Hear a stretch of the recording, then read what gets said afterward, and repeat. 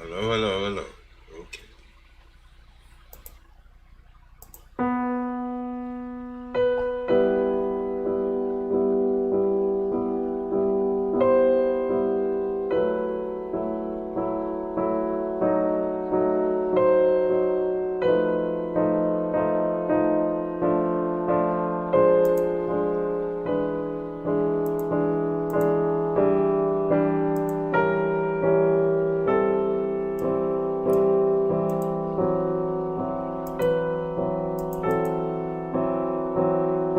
Hello, hello, hello.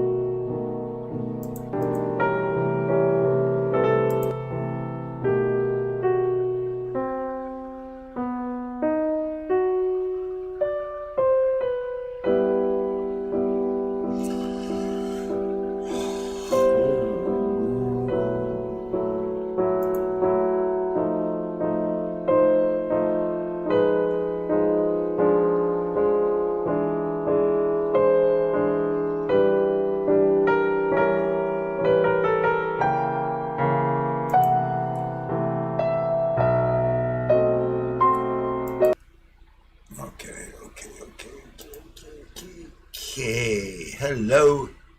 Hi there.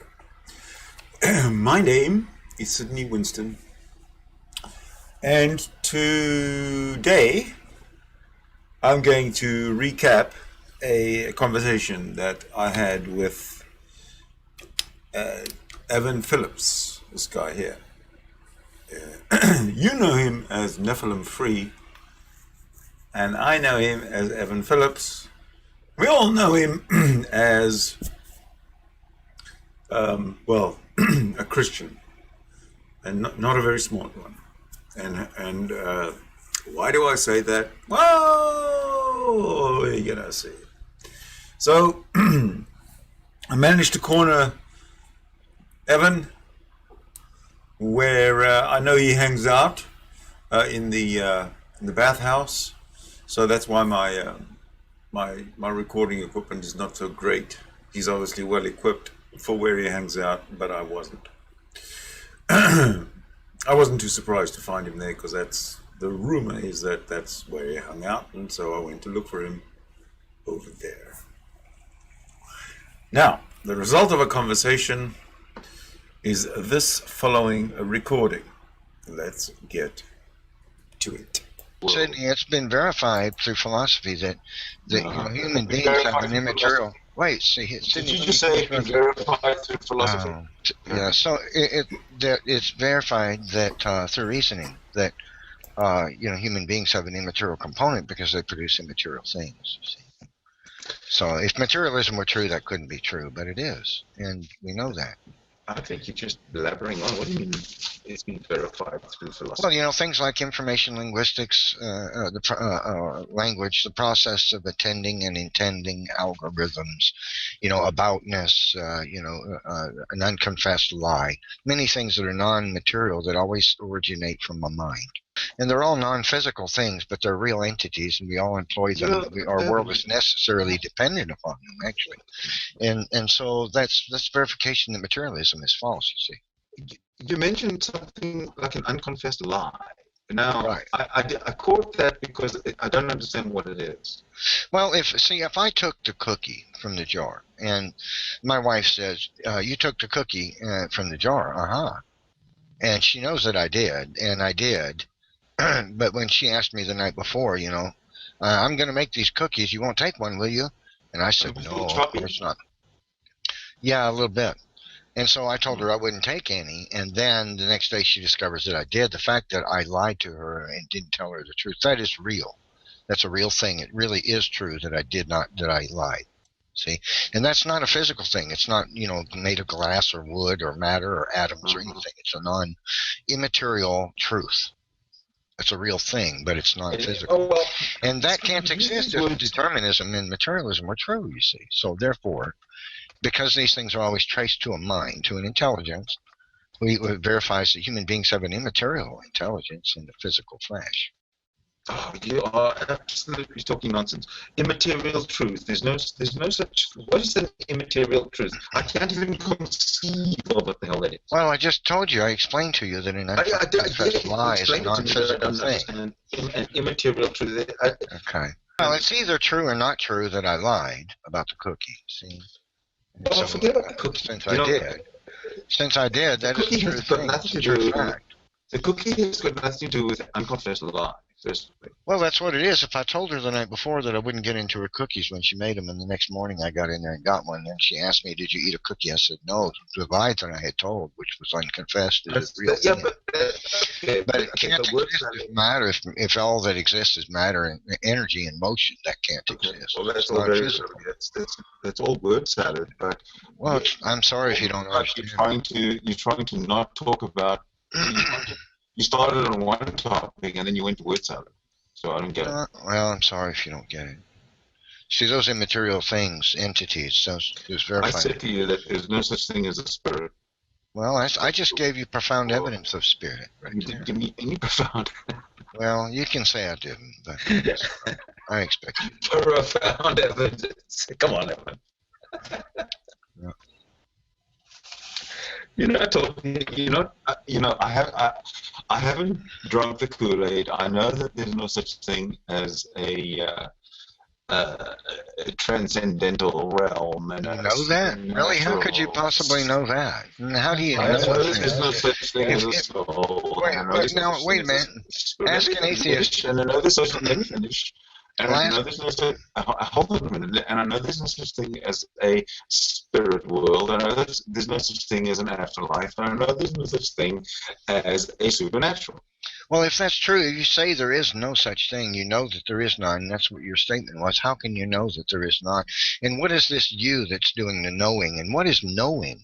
How does matter know a thing? See, the thing about atheists,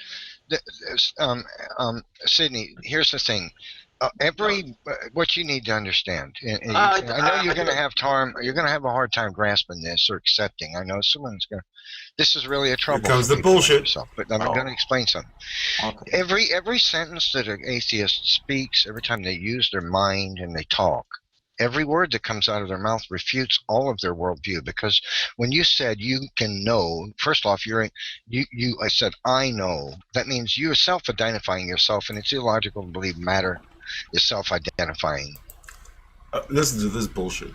He says, I'm just matter, how can I know? As if he's made out of concrete or something. So firstly, you're saying I. Then you say no. How can matter know a thing? Matter can't know anything. Knowing is a state of being that's not applicable to matter. Matter is not sentient. It's illogical to believe no matter how much matter you arrange or how complexly you arrange chemistry that it produces something called knowing something, that something is aware of a thing, knows a fact, or that the immaterial fact that can be known could even exist, right? So you're only 2 words into your sentence. 2 words, Sidney. I know, and you've already failed twice. Damn. You've fallen apart. You've failed twice. Then when you say there's no supernatural, the idea that matter could conceive of something other than itself that's non-physical, such as a supernatural realm, a non-physical realm, is also illogical. So there's 3 already episodes where you failed miserably in one sentence so far. I ain't even finished the sentence. Sidney, see, the reason that's so is because human language, thought, sentience, and all require there to be an immaterial component to a human being. And you prove that every time you speak on the matter, even by speaking and using language and words, you use the immaterial things continuously that refute your materialism. You just have, this is a reality, a truth that can't be denied, and you're going to deny it, and that's unfortunate. All of reality is centered upon the Christian worldview. It all conforms to the Christian worldview. It does not conform to materialism, determinism, naturalism, evolutionism, and moral relativism. It does not. That is not what reality is. It doesn't conform to the atheist ideas. It all conforms to the Christian worldview. Everything that exists conforms to the Christian worldview. Everything that exists conforms to the Christian worldview. It is part of and exists because of the Christian worldview. And everything exists because of the Christian worldview. That's right. If it wasn't for the Christ, none of those things would exist, and we wouldn't have the intelligence, the material spirit with which to conceive or contemplate it even, you see. So we owe everything to Christ. Yes, we do. He's the creator of it. So in other words, this without Christ, we knowledge and wisdom wouldn't are have this technology. All this nonsense that you were talking about worldview. Firstly, I don't have a worldview. Reality isn't a worldview. Reality is just. Sidney, we talked about that before. So the premise is that the world cannot exist, or nothing can exist without Jesus Christ. We can compare these gods, of the world, and we can see if they're logically supportable, historically supportable, scientifically supportable, and we can eliminate them.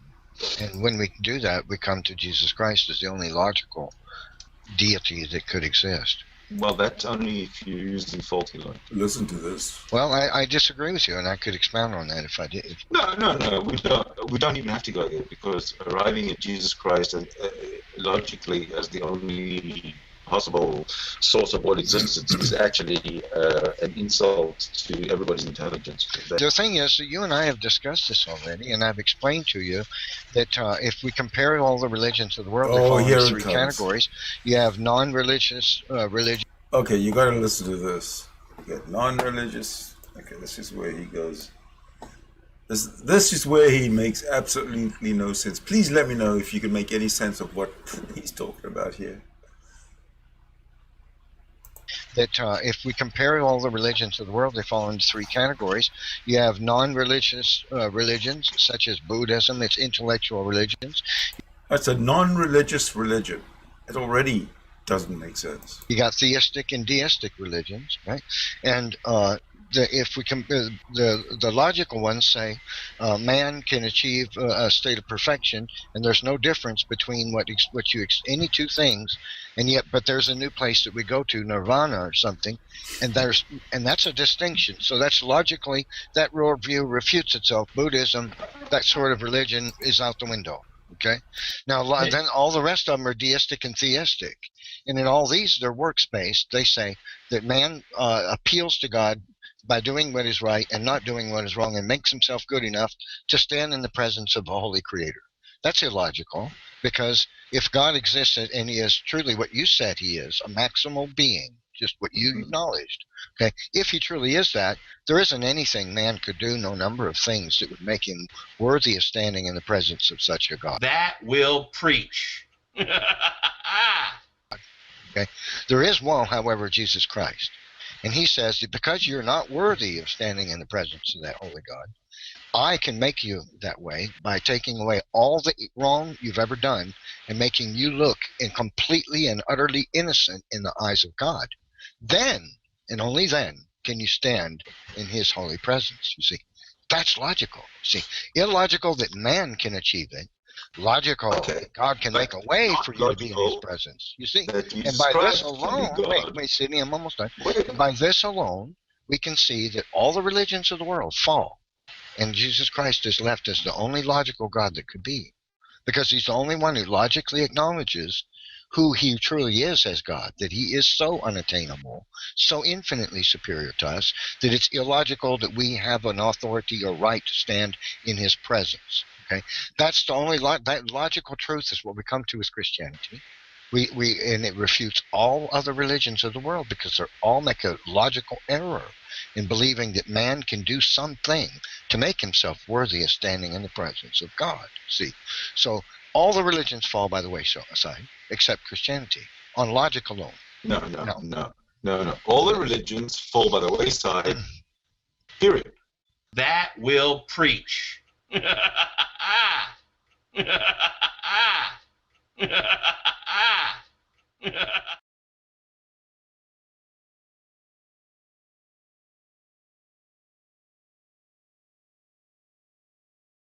And there you have it.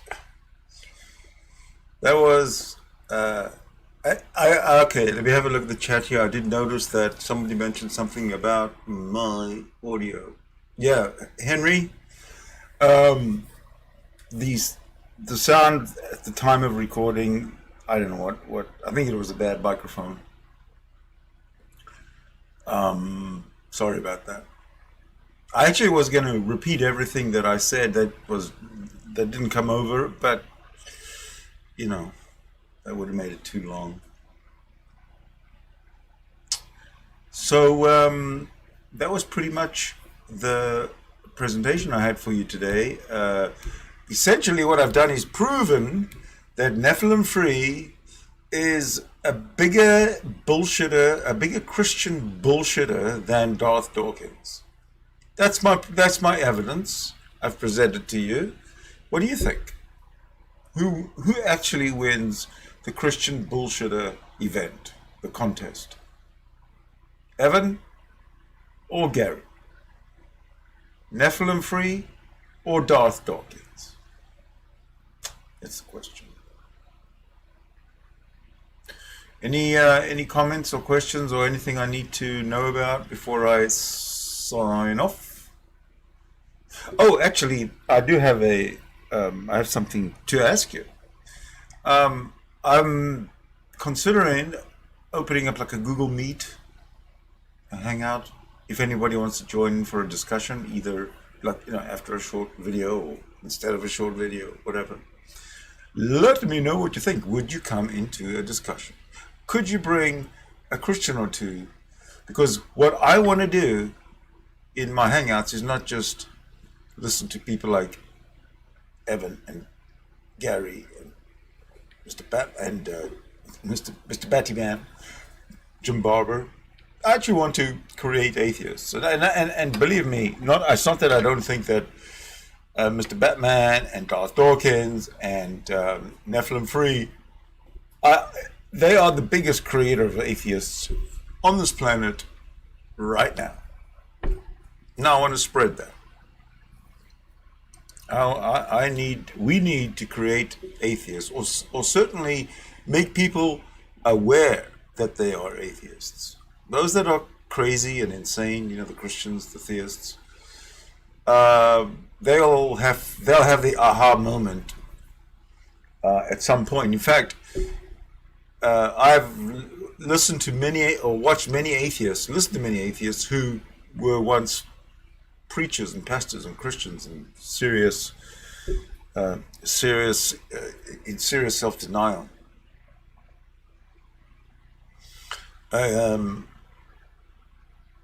And there's tons of it. There's tons of content on that. I don't know if you ever want to go there, but let me know if you do. We can have a look at that. Yeah, Cryptomeria. It is a tough call because they're both a little bit loopy. But the thing is, they're the same crazy because they talk the same crazy talk. So we should definitely collect all the clips you can of either Darth Dawkins or Nephilim Free spewing verbal vomit in the form of Christian dogma or Christian claims of any sort whatsoever. Now on the Christian stuff, there's a few things that we need to get sorted out between us, the atheists, and you, the Christians.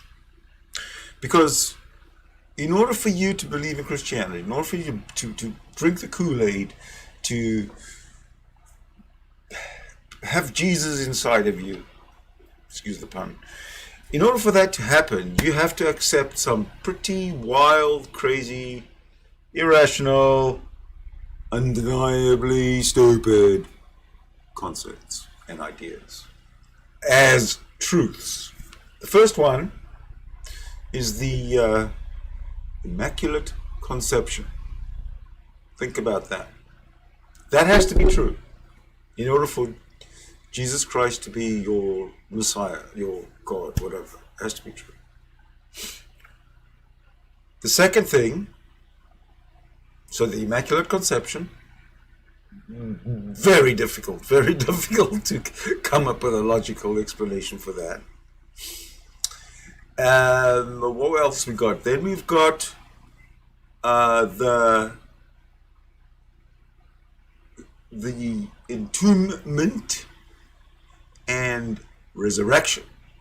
Okay, now resurrection means living thing goes up to heaven and pretty much fished in by God, who's up in heaven, pulling up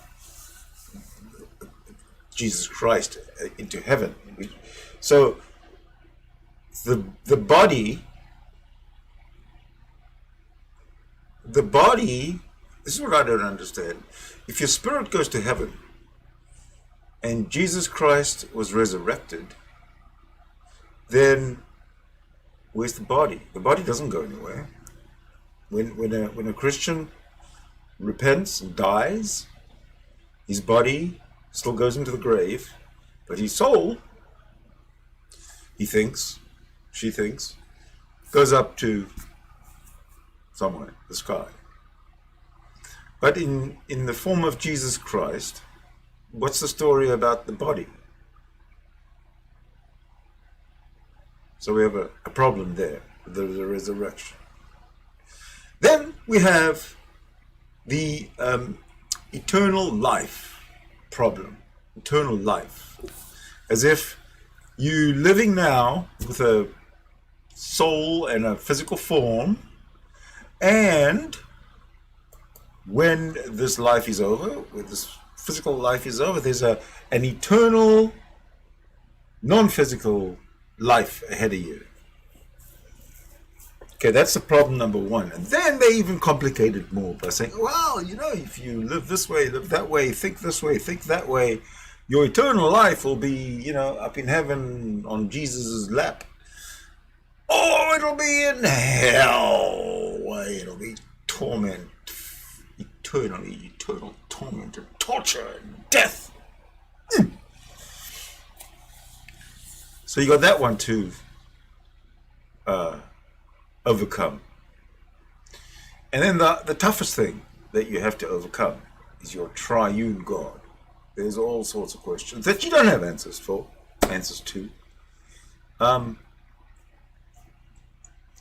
So you got one God. Actually, you got two solutions. You got one God, which is three essences.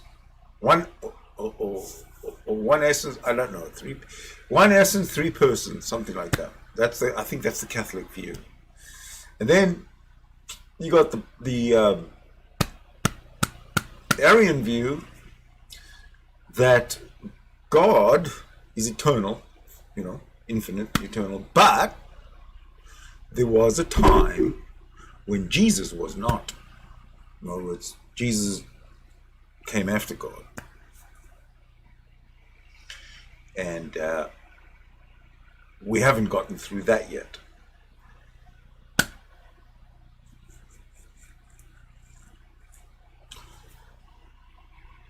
Satanism is an option in Christianity. No. Satanism is a response to the ridiculousness that is Christianity. Because without Christianity, there would be no Satanism. Satanism is just like a Saturday Night Live version of Christianity, but with better rules and better principles and more ethical. So in other words, Satanism laughs at Christianity, right in the face of Christianity.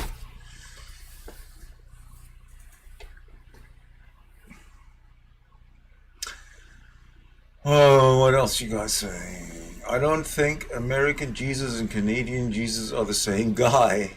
I don't know when they won God. I didn't get a memo. Well, I don't know about Canadian Jesus. I think Canadian Jesus left or never arrived. But American Jesus was created by Joseph Smith, and his name is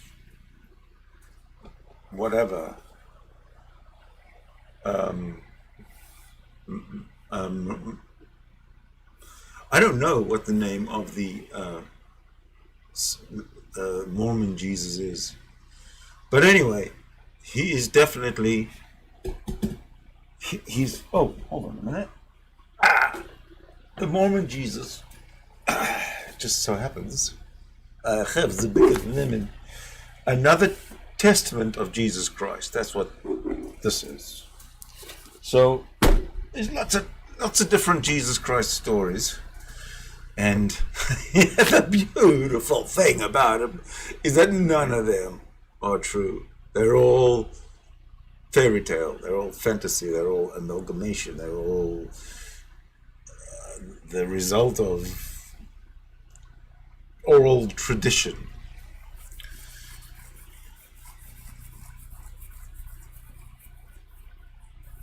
Oh, one other thing.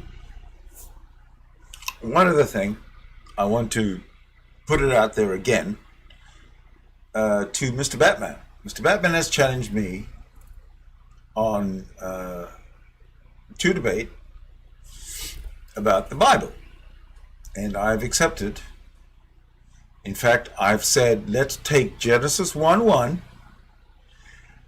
and discuss it in the original language, because he proudly, and I should say, if he's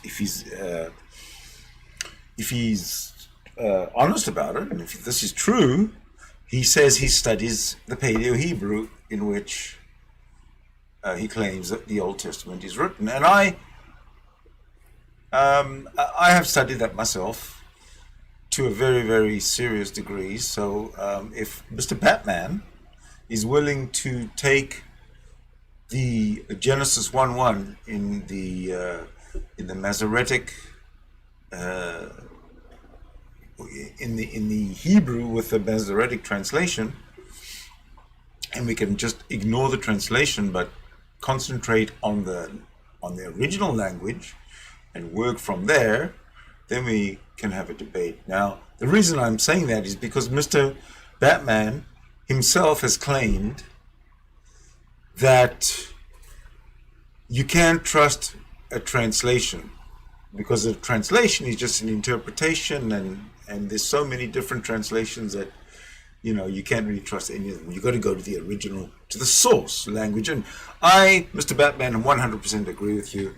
So I would want to bring Genesis 1:1 and discuss it with you in the original language. And I really hope that you aren't lying about this Paleo-Hebrew research that you bragged about. So if anybody wants to let Mr. Batman know, and he's blocked me, he's unfriended me on Facebook, and he's everywhere. We were big buddies since I issued the what am I trying to say? Since I accepted his debate terms, or his debate, he has disappeared. I'm not a friend of his anyway.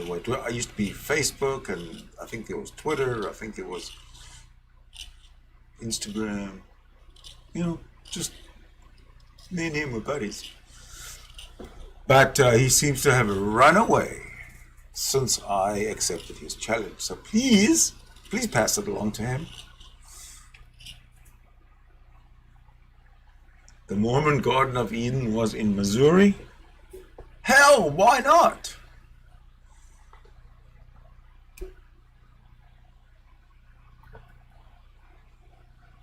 Okay, I've totally got to catch up on the side chat.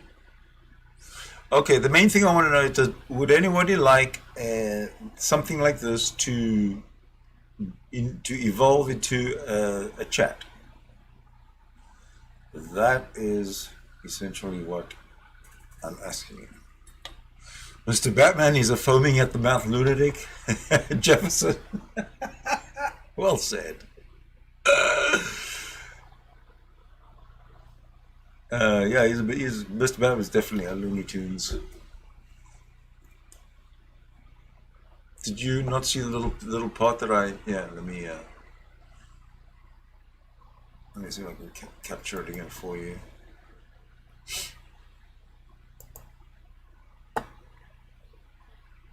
Just give me 1 sec.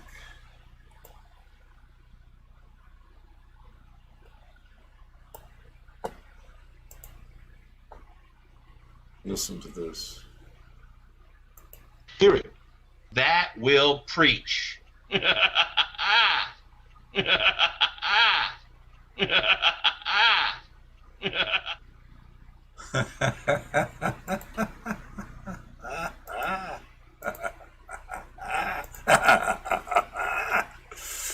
Yeah, well, that's pretty much all I got. If anybody, if nobody's got anything to contribute to move this along, I'm gonna call it a night. So thanks a lot. Thanks very much for watching. Love you all.